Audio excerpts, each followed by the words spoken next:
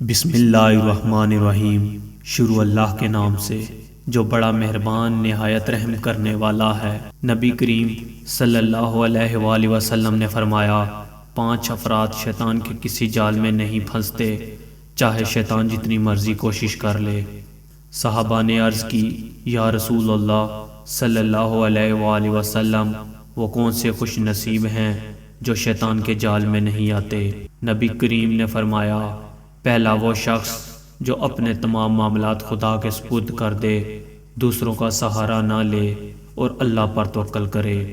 Number 2، جو شخص شیطانی پھندے میں نہیں آتا، جو شب و روز کے اکثر اوقات تسبیح خدا میں گزارے، وہ شیطان سے بچ جاتا ہے۔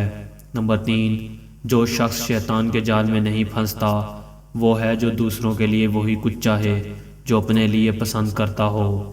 نمبر 4، جو شیطان کے جال میں نہیں پھنستا، وہ ہے جو مصیبت کے واویلا نہ کرے، تقدیر خدا پر صبر کرے۔